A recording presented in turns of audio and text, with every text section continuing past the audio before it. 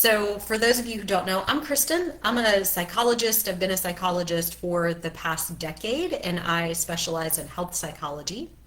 And about 2 years ago, I started feeling the nudge from God that He wanted me to kind of take the things that I do in my everyday life, because I am a thoughts, habits, and emotions gal, and I help people to reframe and learn how to talk back to their thoughts and nurture emotions and actually create habits that work in all things related to kind of health and well-being.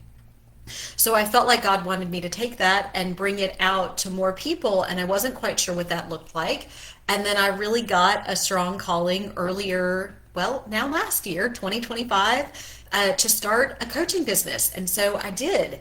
And I am a coach for women who are often really busy. So I am a burnout coach.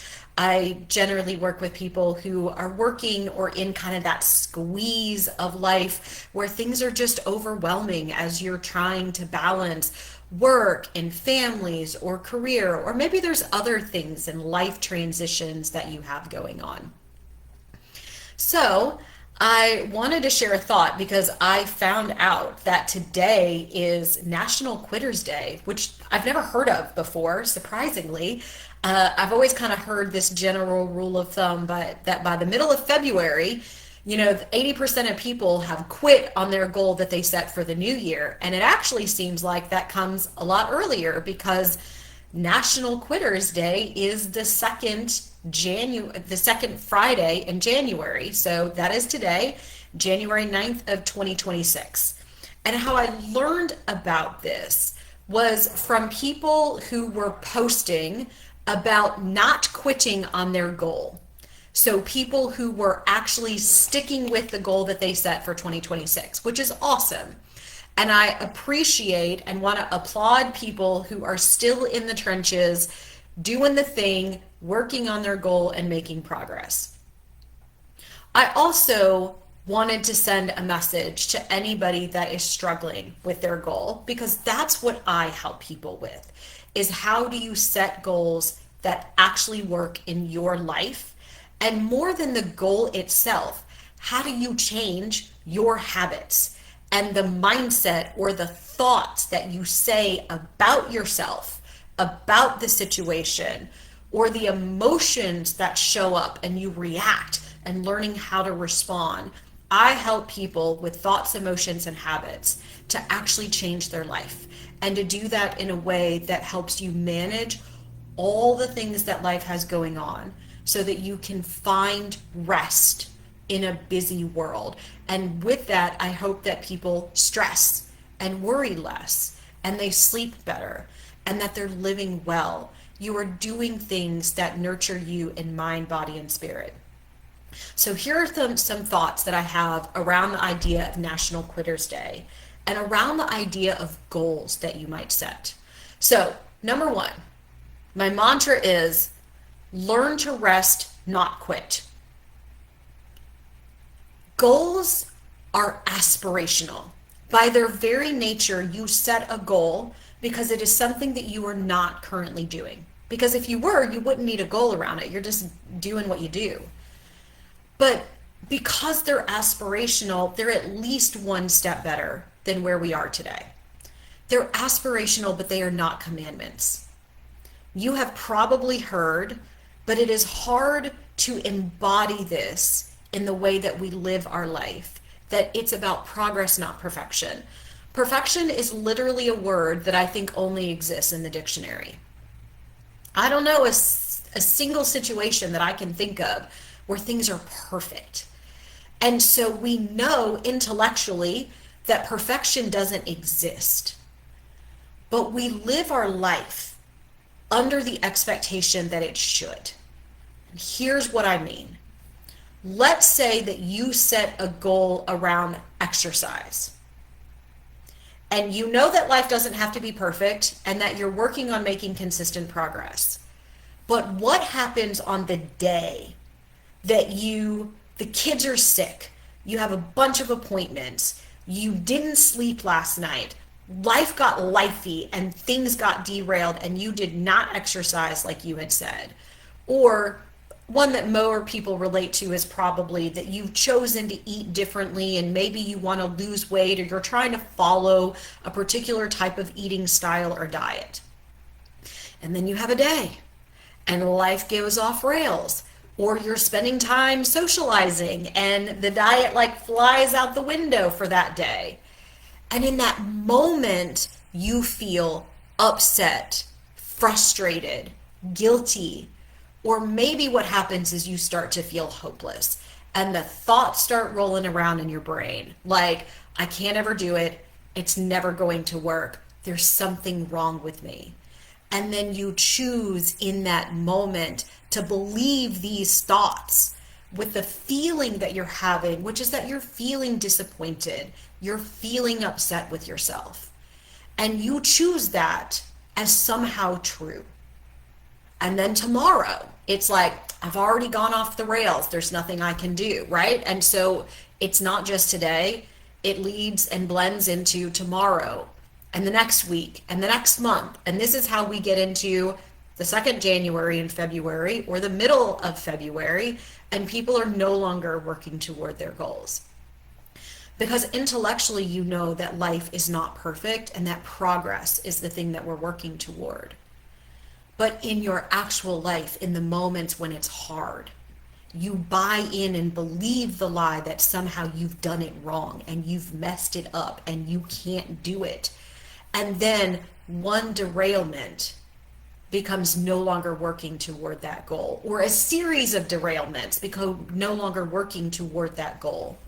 So just remember that goals are aspirational, not commandments, and that life is honestly just a series of experiments.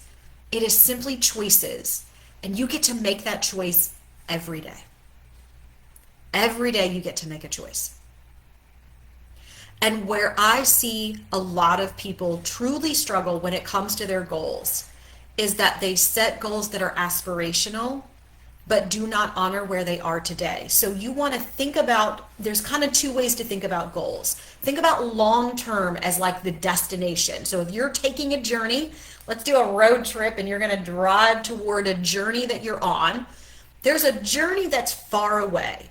And along that, you have a series of pit stops and all sorts of things that you're going to do and see along the way of this journey, right? That's the long-term goal.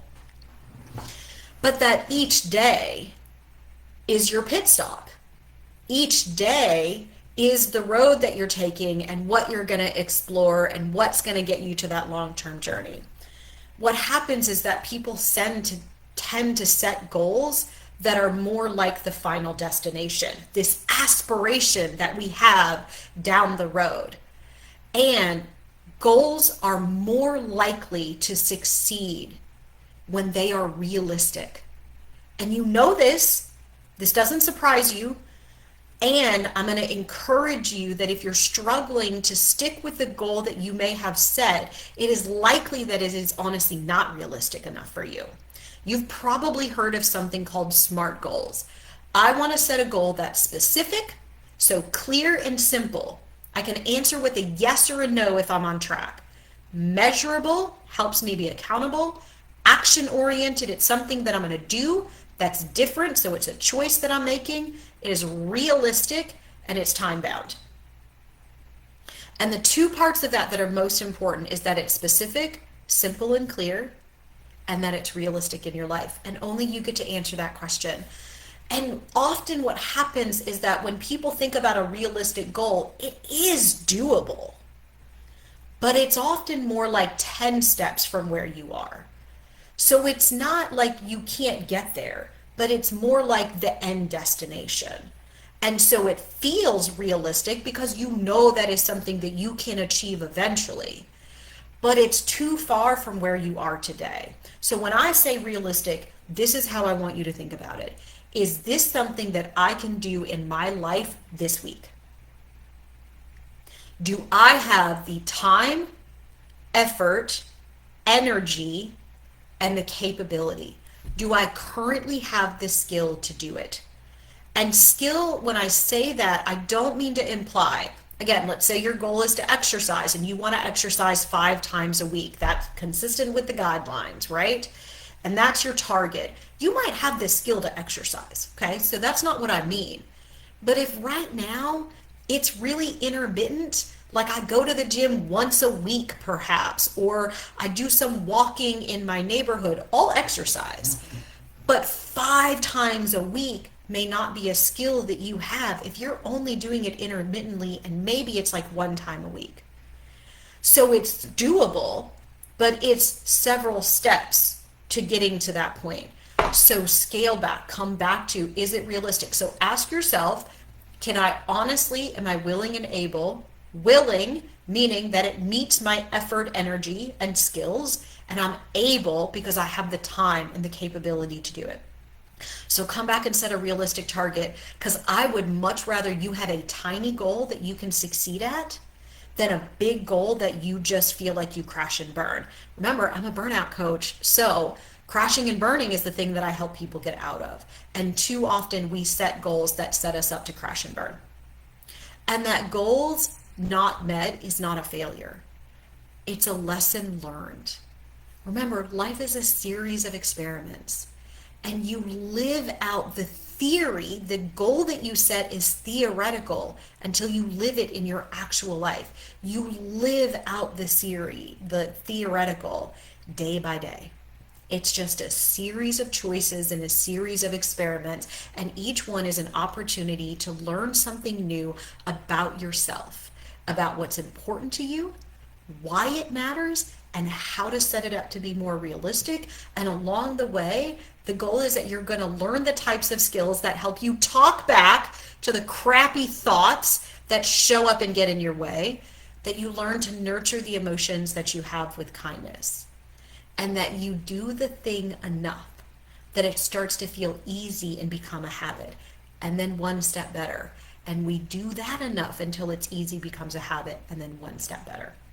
So I want to reframe National Quitting Day. If you've set a goal and you have already quit it, who cares? Like, there are literally no rules. There's nothing in the universe that says that you can only start a goal on January 1st, and if you've already quit, it doesn't work, right? It is simply a yes and a no.